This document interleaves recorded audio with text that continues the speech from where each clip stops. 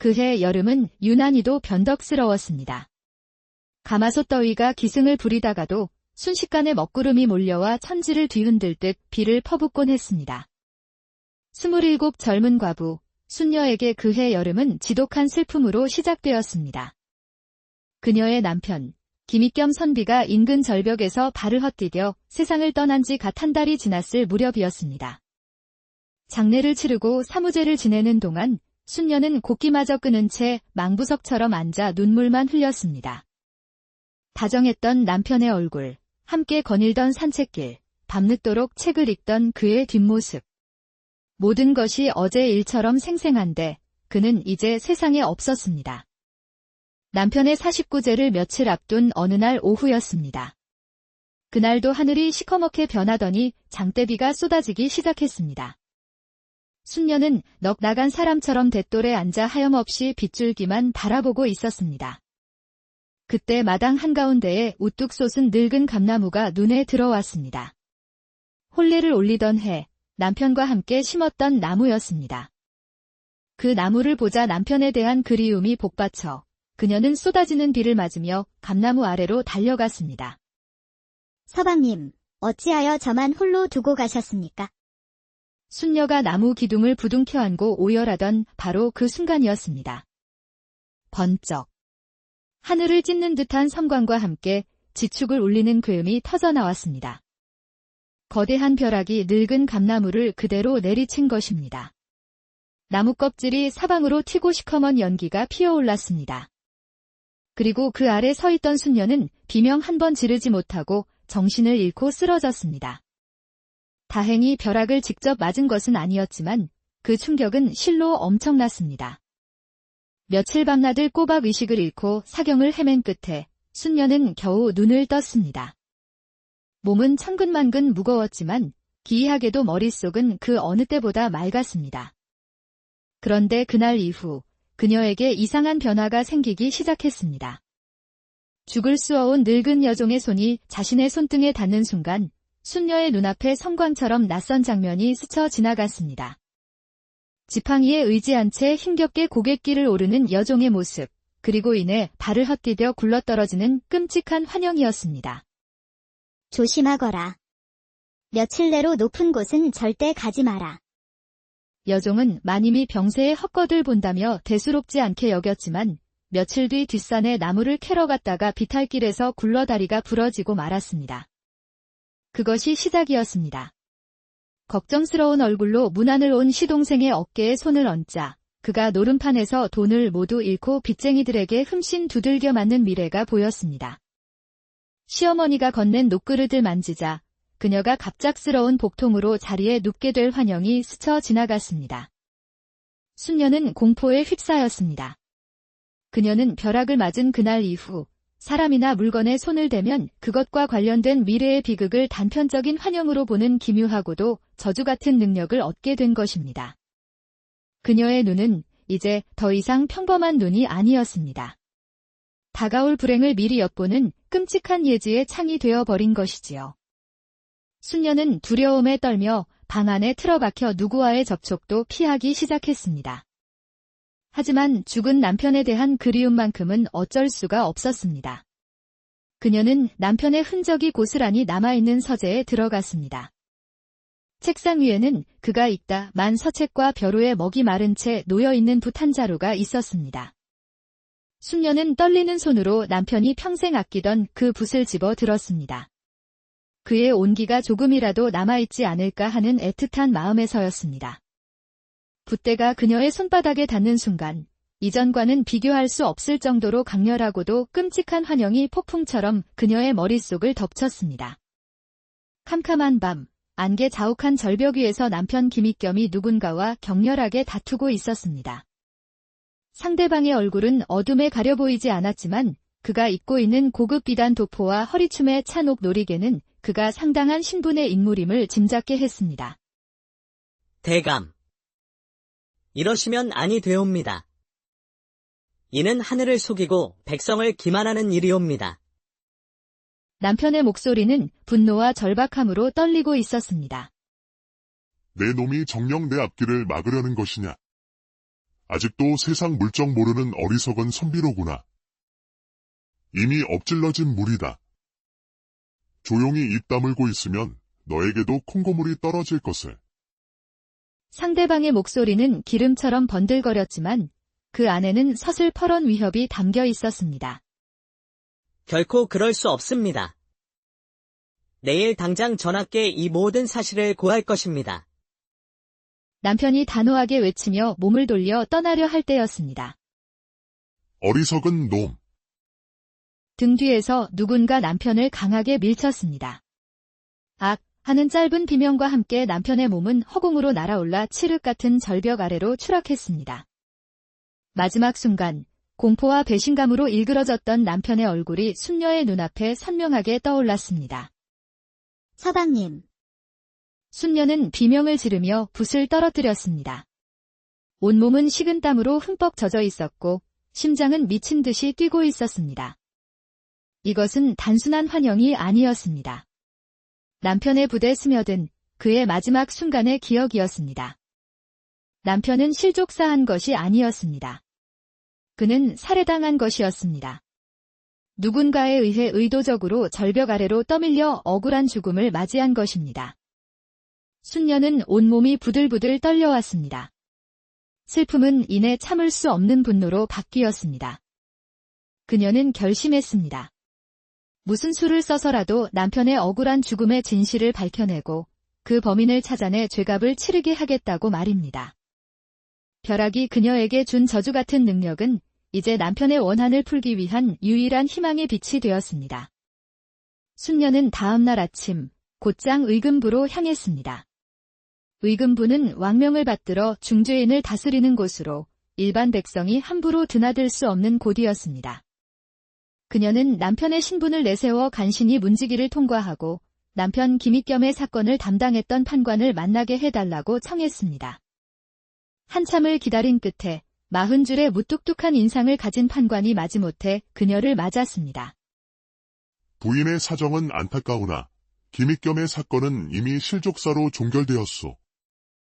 부인이 더 이상 나설 일이 아니니 이만 돌아가시오. 판관은 귀찮다는 듯 손을 내저었습니다. 나리. 제 남편은 실족사한 것이 아닙니다. 그는 살해당했습니다. 살해라니. 무슨 근거로 그런 말을 하는 것이오? 현장에는 다툼의 흔적도 목격자도 없었소. 명백한 실족사였단 말이오.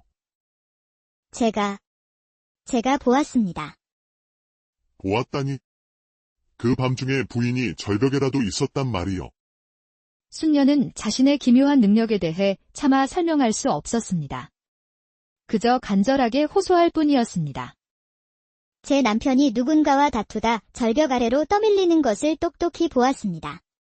제발 제 수사를 명해주십시오. 하지만 판관의 반응은 냉담했습니다.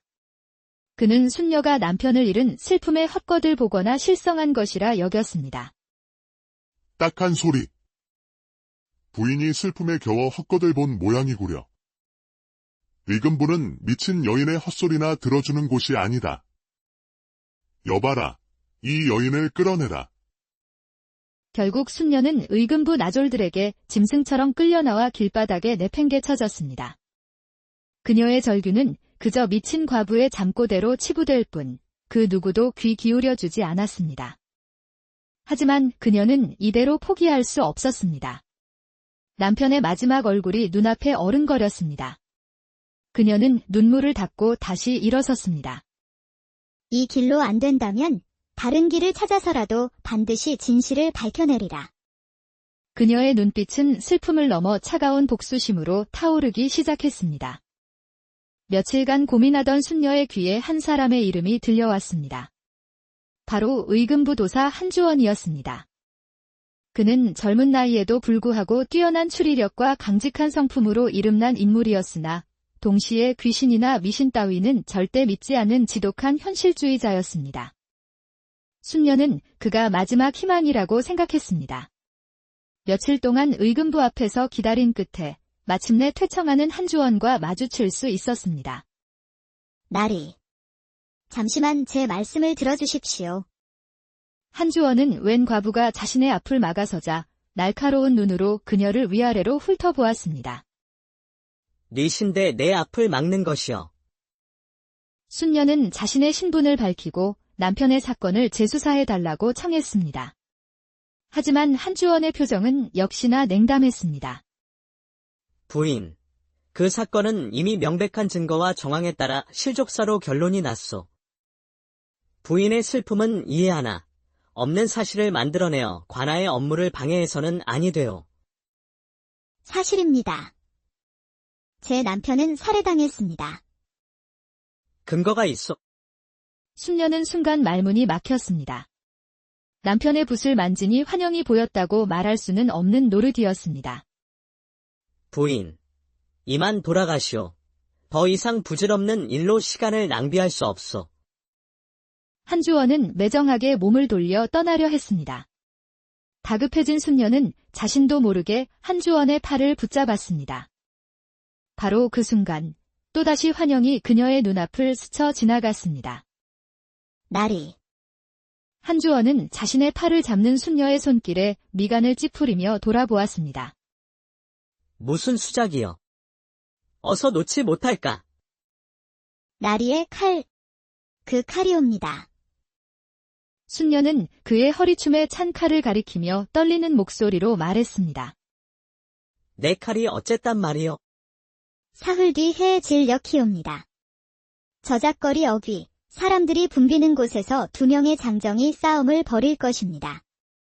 한 명이 칼을 뽑아 다른 이를 찌르려 할 때 나리께서 그를 막아서다 이 칼로 그자의 팔을 베게 될 것입니다. 나리의 칼이 젊은 사내의 피로 붉게 물들 것입니다. 허튼 소리. 내가 어찌 일개 장정들의 싸움에 내 칼을 함부로 뽑아든단 말이냐. 부인이 실성을 한 모양이구려. 그는 더 이상 상대할 가치도 없다는 듯 매몰차게 돌아섰습니다. 그렇게 사흘이 흘렀습니다. 순녀의 말을 까맣게 잊고 있던 한주원은 퇴청하여 집으로 돌아가던 길이었습니다. 저작거리 어귀를 지날 때쯤 갑자기 사람들 사이에서 큰 소동이 일어났습니다. 노름빛 때문에 시비가 붙은 2명의 장정이 싸움을 벌이고 있었습니다. 이놈. 오늘 너 죽고 나 죽자. 한 사내가 품에서 시퍼런 단도를 꺼내들고 상대방을 향해 휘둘렀습니다. 순식간에 아수라장이 되었습니다. 멈춰라. 관아의 명이다. 칼을 버리지 못할까. 하지만 이성을 잃은 사내는 경고를 무시했습니다. 무고한 백성이 다칠 수도 있는 위급한 상황. 한주원은 어쩔 수 없이 자신의 환도를 뽑아들었습니다. 사내가 피하려다 몸이 엉키는 바람에 한주원의 칼날이 그만 그의 팔뚝을 깊게 베고 말았습니다. 으악 하는 비명과 함께 사내의 팔에서 붉은 피가 솟구쳐 나왔습니다. 순간 한주원은 숨을 멈췄습니다. 자신의 칼끝에서 뚝뚝 떨어지는 붉은 피, 그리고 사흘 전 순녀가 했던 예언이 그의 뇌리를 강타했습니다. 모든 것이 그녀의 말과 한치의 오차도 없이 그대로 실현된 것입니다. 한주원은 경악했습니다. 그는 난생 처음으로 자신의 이성과 상식으로는 도저히 설명할 수 없는 기묘하고도 불가사의한 힘의 존재를 마주하게 된 것입니다. 며칠 밤낮을 고뇌한 끝에 한주원은 비밀리에 순녀를 다시 찾아갔습니다. 부인. 나는 여전히 부인의 말을 완전히 믿는 것이 아니오. 하지만 부인의 그 기묘한 능력이 이 사건을 다른 각도에서 볼 수 있는 단서가 될 수는 있겠지. 나는 이성적인 증거를, 부인은 그 환영이라는 것을 통해 진실의 조각을 맞춰보는 것이여. 어떻소? 나리. 제 말을 믿어주시는 겁니까? 믿는 것이 아니라 확인해 보려는 것이여. 그리고 이 일은 철저히 비밀리에 진행되어야 하오. 명심하겠습니다. 나리. 나리의 뜻에 따르겠습니다. 그렇게 냉철한 이성의 의금부 도사와 비극의 환영을 보는 과부의 기묘한 공조가 시작되었습니다.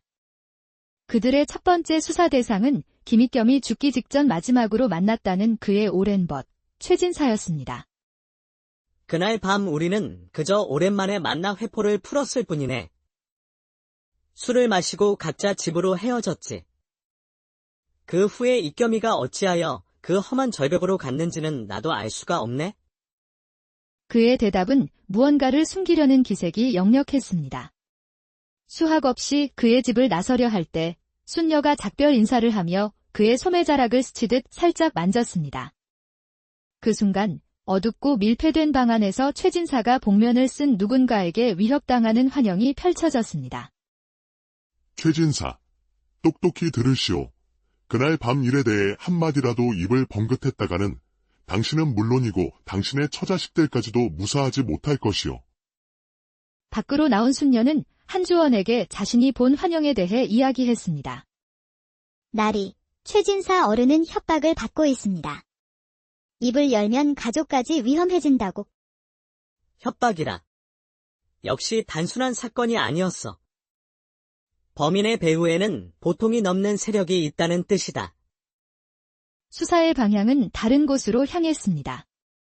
한주원은 김익겸이 생전에 한양의 한 기방을 비밀리에 드나들었으며 원령이라는 기생을 꾸준히 만나왔다는 첩보를 입수했습니다. 한주원은 평범한 한량으로 위장하고 청운각을 찾아 원령을 지명했습니다. 얼마 전 내 친한 벗 하나가 세상을 떠났는데 생전에 원령 아씨의 이야기를 자주 하곤 했소. 김익겸이라고 혹 기억하시오. 기억하고 말고요. 그분처럼 점잖고 학식 높은 손님은 드물었지요. 그가 어찌하여 죽었는지 아시오. 관에서는 실족사라 하지만 어딘지 석연치 않은 구석이 많아서 말이오. 나리. 때로는 모르는 것이 약일 때도 있는 법입니다. 죽은 이에 대해 너무 깊이 파헤치려 들면 산 사람 또한 위험해질 수 있지요. 그분은 너무 많은 것을 아셨기에 돌아가신 겁니다. 그 이상은 저도 아는 바가 없습니다. 원령은 그 말을 남기고 방을 나가 버렸습니다. 그녀의 말은 경고이자 사건의 핵심을 꿰뚫는 암시이기도 했습니다. 한편 순녀는 남편의 서재를 다시 뒤지다 남편이 가장 아끼던 낡은 서책 한 권에 손을 대었습니다. 그 순간 남편이 높은 신분의 인물과 마주 앉아있는 환영이 보였습니다. 남자의 허리춤에는 용비늘 무늬가 새겨진 화려한 옥 놀이개가 달려 있었습니다. 익겸, 자네의 충심과 재주를 내가 아끼고 있네. 부디 경거망동하지 말고 내 뜻을 따라주게. 대감, 소인은 학문을 하는 선비로서 불의를 보고 눈 감을 수는 없사옵니다. 대감께서 추진하시는 일은 나라의 근간을 흔드는 위험천만한 일이옵니다.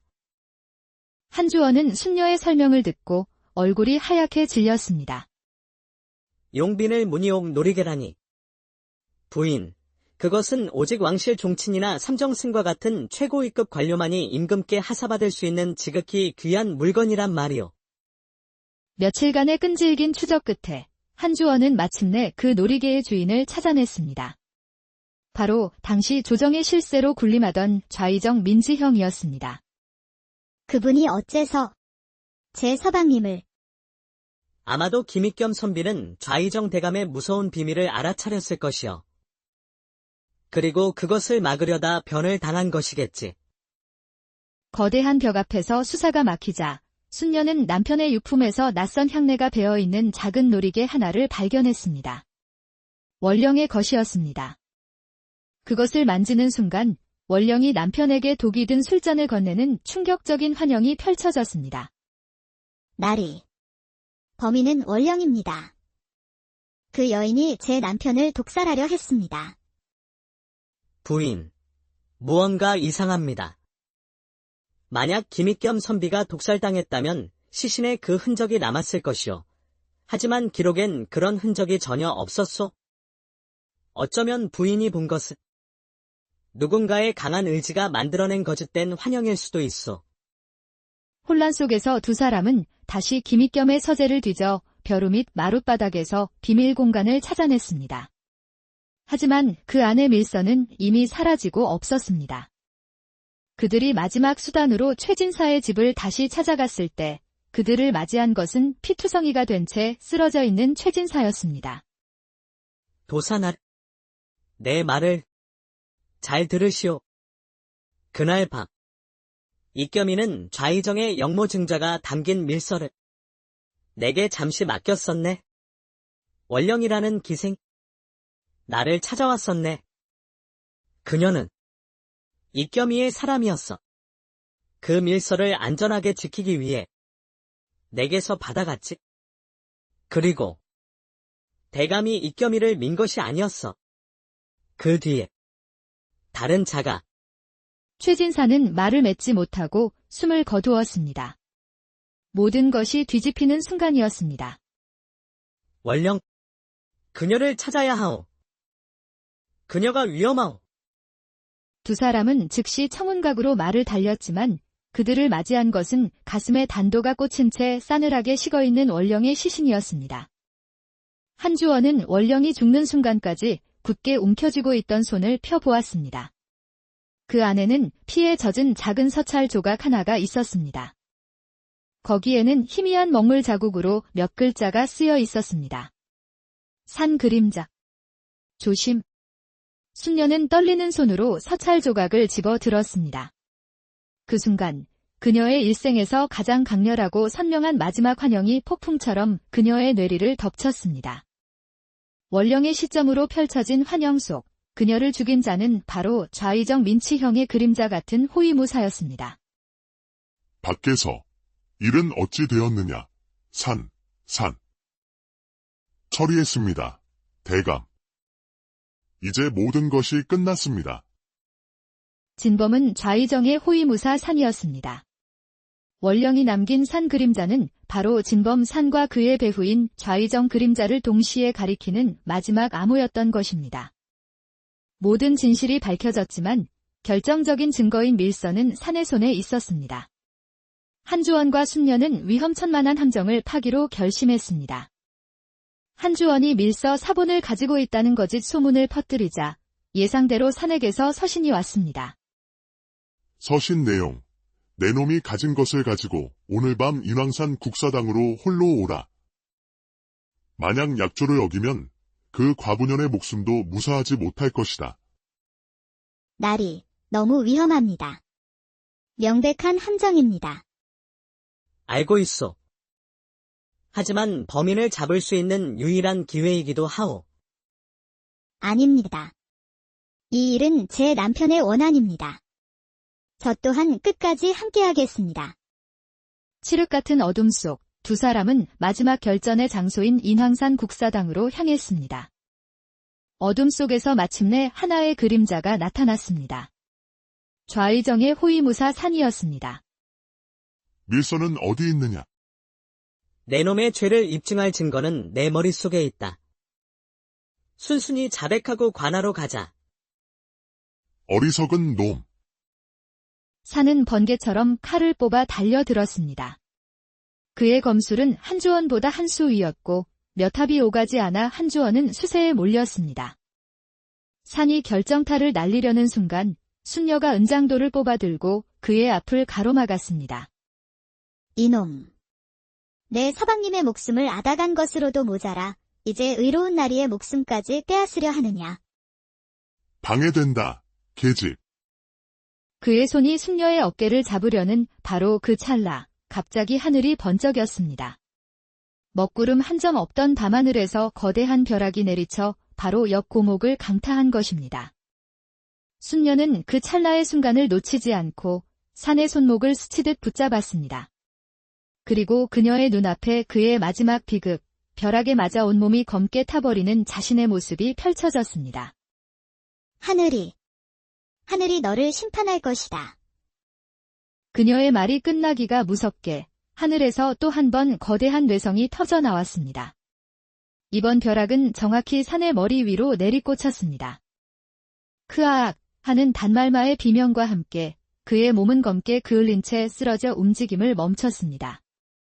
한주원은 숨이 멎은 산의 품을 뒤져 마침내 기름종이에 싼 두툼한 서찰 뭉치, 바로 그 밀서를 찾아냈습니다. 밀서에는 좌의정 민치형이 역모를 꾸민 내역들이 낱낱이 기록되어 있었습니다.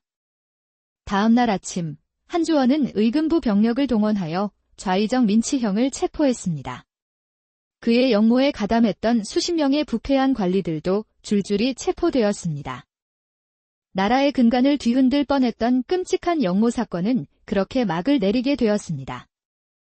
김익겸의 명예는 마침내 회복되었고 나라의 역모를 막으려다 희생된 충신으로 인정받았습니다. 모든 것이 끝난 후 순녀는 남편의 무덤을 다시 찾았습니다. 서방님, 이제 다 끝났습니다. 당신의 억울한 누명을 벗겨드렸습니다. 당신의 이름은 이제 충신으로 역사에 기록될 것입니다. 그녀의 눈에서 뜨거운 눈물이 흘러내렸습니다. 그것은 더 이상 슬픔이나 한의 눈물이 아닌 안도와 그리움의 눈물이었습니다. 모든 사건이 종결된 후 순녀에게 또 한 번의 기묘한 변화가 찾아왔습니다. 벼락과 함께 찾아왔던 그녀의 저주 같은 능력은 마치 자신의 소임을 다했다는 듯 홀연히 사라져 버린 것입니다. 며칠 후 한주원이 그녀의 집을 찾아왔습니다.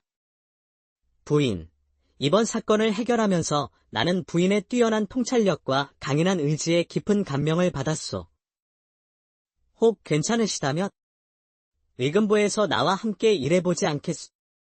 아직 세상에는 억울한 누명을 쓰고 고통받는 백성들이 많소. 한주원의 제안은 파격적이었습니다. 과부가 관아에서 일을 한다는 것은 상상하기 어려운 일이었습니다. 나리께서 그리 말씀해 주시니 황송할 따름입니다. 부족한 몸이지만 나리를 도와 억울한 백성들을 위해 힘쓸 수 있다면 기꺼이 따르겠습니다. 순녀의 얼굴에 오랜만에 환한 미소가 피어났습니다.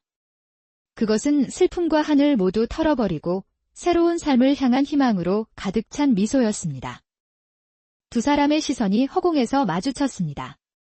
그 눈빛 속에는 험난한 사건을 함께 헤쳐나오며 쌓인 깊은 신뢰와 동료애, 그리고 그 이상의 애틋한 감정이 싹트고 있음을 암시하고 있었습니다. 그녀는 더 이상 어둠 속에서 슬퍼하는 과부가 아닌 빛을 향해 당당히 걸어나가